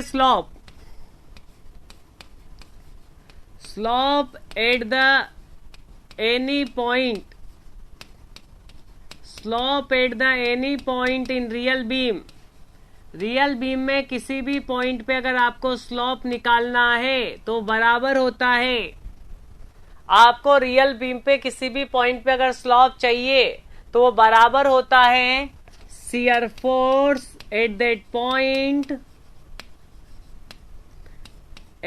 पॉइंट इन कॉन्जुगेट बीम।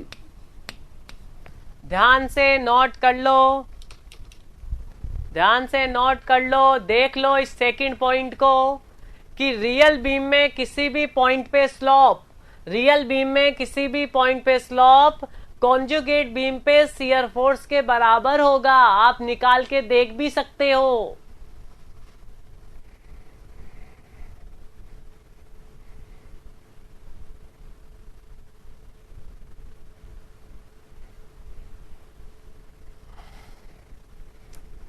अरे समझ में आ गया हो तो यस करो ये पॉइंट, और याद और रखना शॉर्ट नोट्स में, और थोड़ी प्रैक्टिस कर लोगे तो याद भी हो जाएगा।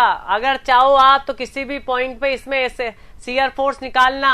सबसे ज्यादा शियर फोर्स कहाँ आता है कैंटिलीवर में? याद करो, याद करो, कहाँ आता है? बोलो कहाँ आता है सबसे ज्यादा शियर फोर्स? सपोर्ट पे। तो यहां सबसे ज्यादा शियर फोर्स आएगा, और आप याद रखना इसी बी पॉइंट पे स्लोप भी सबसे ज्यादा होता है।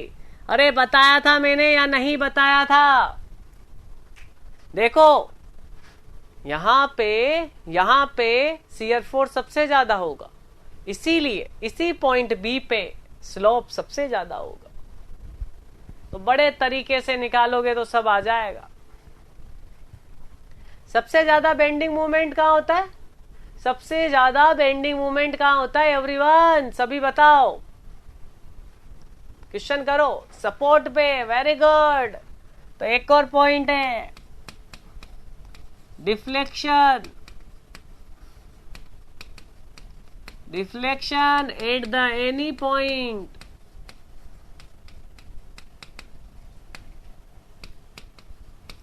इन द रियल बीम वो बराबर होता है bending movement at that point in conjugate beam. देख लो ध्यान से, सबसे ज्यादा अगर बेंडिंग मूवमेंट आपके कॉन्जुगेट बीम में बी पे आ रहा है तो सबसे ज्यादा जो डिफ्लेक्शन आएगा वो बी पे आएगा रियल बीम में। ये कुछ इंपॉर्टेंट पॉइंट्स है जो आपको याद रखने हैं।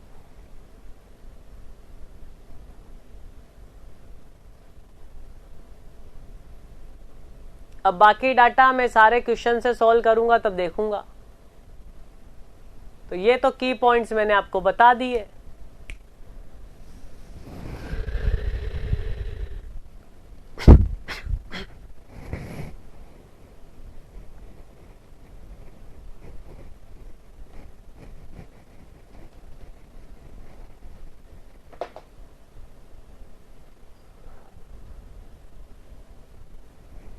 हो गया? Very good. चलिए अब हम सीट निकालेंगे। आप सब रेडी हैं सीट निकालने के लिए? अब सीट से क्वेश्चंस करेंगे। ये बेसिक्स हो चुका है सारा, आपने पढ़ा भी होगा एज यूजुअल क्लासों में पहले, और थोड़ा बहुत नया मिला होगा तो अच्छी बात है।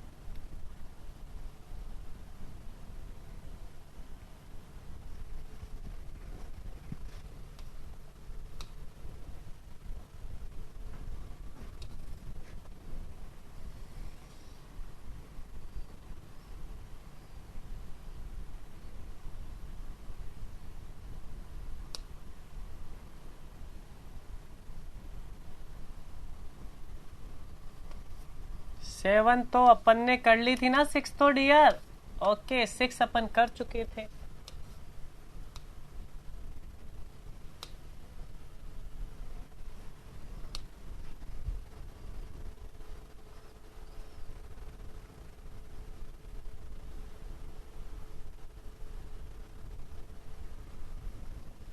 अरे क्या क्या खुल रहा है, आज रीजनिंग ही पढ़ानी पड़ेगी क्या आपको?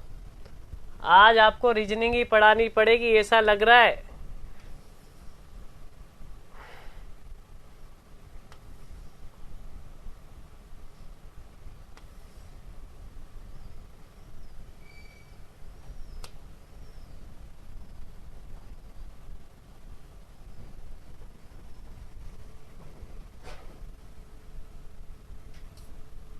ये भी नहीं लग रहा है मुझे तो। सोइल ही खुल गया। चलो कहाँ गई अपनी सीट? सीट को सर्च करें।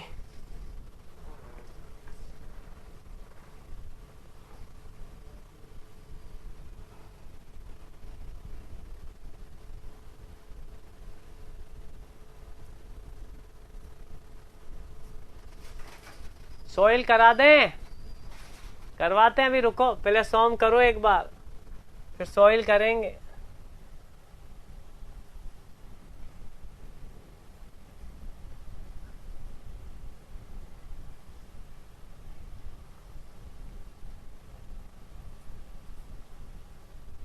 Four five six seven, seven नहीं थी ये वाली, देखें तो डियर आज सीट कहाँ हैं, कुछ आइडिया नहीं लग रहा है। चलो डाउनलोड कर लेते हैं।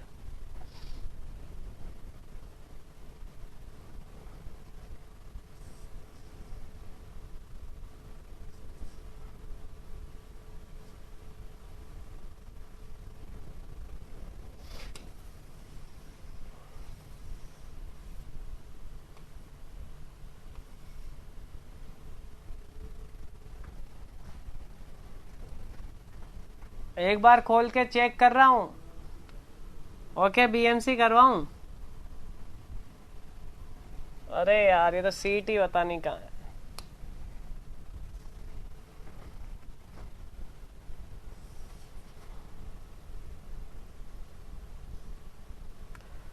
दो मिनट दीजिए मुझे, बस 2 मिनट।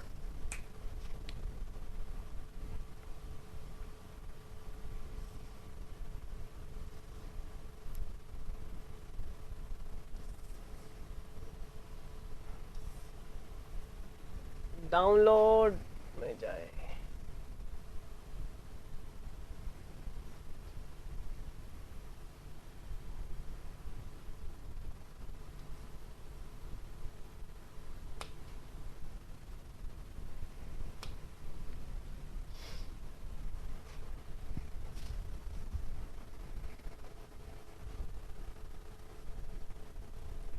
ओके ओके डियर, सब करेंगे, टाइम अप नहीं।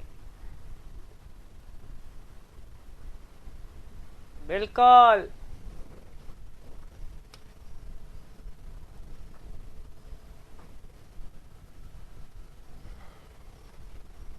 जब तक आप सबके लिए क्वेश्चन दे देता हूं, जब तक आप एक क्वेश्चन में बिजी रहो।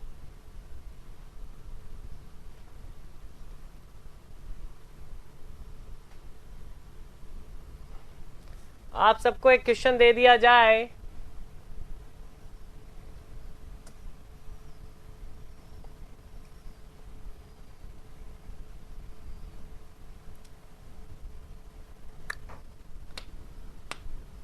आपको एक क्वेश्चन दे देता हूं, याद करते रहो और बनाते रहो। अच्छा सा क्वेश्चन दे दिया जाए तुम्हें। चलो बढ़िया, बहुत उत्तम। चलो करके बताओ इसको।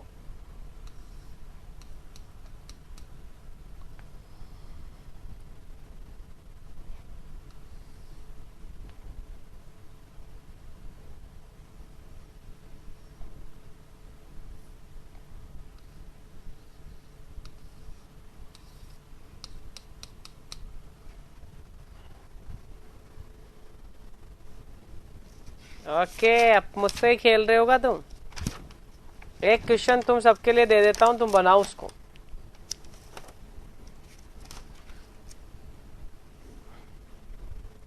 चलो, एक क्वेश्चन तुम सबके लिए। मैंने इंटरनल हिंज पढ़ाया था, तुम सबको याद है ना? इंटरनल हिंज पढ़ाया था। ये मैं अभी टेस्ट सीरीज में डालता, लेकिन उससे पहले तुम्हारे लिए दे देता हूं। तो भैया ये बी पॉइंट है। अब बात करें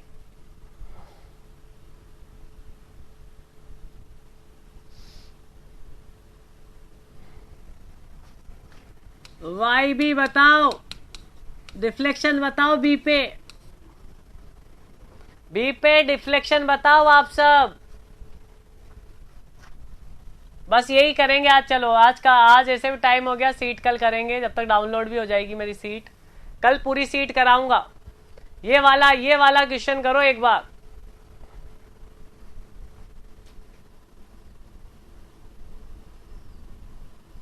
देखे कितने कर पाते हो। बहुत ही ब्यूटीफुल क्वेश्चन है।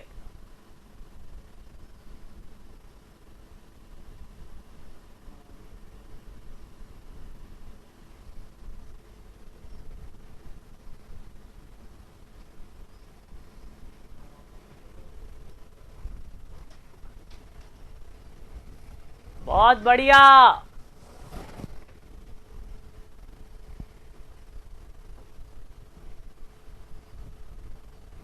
अरे डियर तो मैं इवनिंग वाली क्लास में बोलता हूं।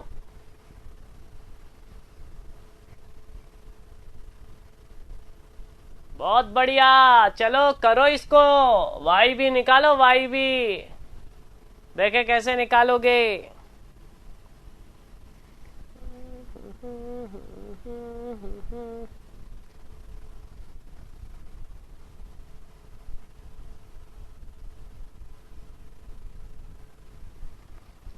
ओके, मोहित ने कुछ निकाला है।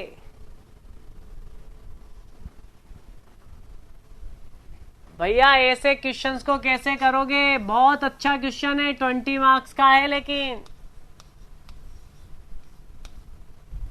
अब 2 मार्क्स में आ गया।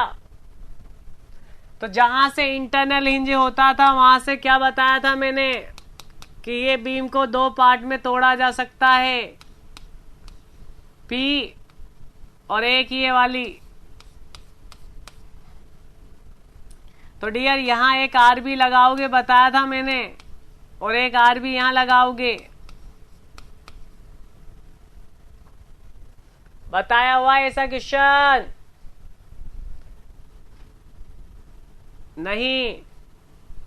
बहुत अच्छा क्वेश्चन है, बहुत अच्छा, हाई लेवल एकदम। डियर जो डिफ्लेक्शन बी पे होगा वही डिफ्लेक्शन इस वाले बी पे होगा, बी डेस पे। जितना डिफ्लेक्शन इस बीम का होगा उतना ही इसका होगा। हाँ, तो सबसे पहले आर बी निकालेंगे, फिर डिफ्लेक्शन निकालेंगे। तो आर बी कैसे निकाला जाए?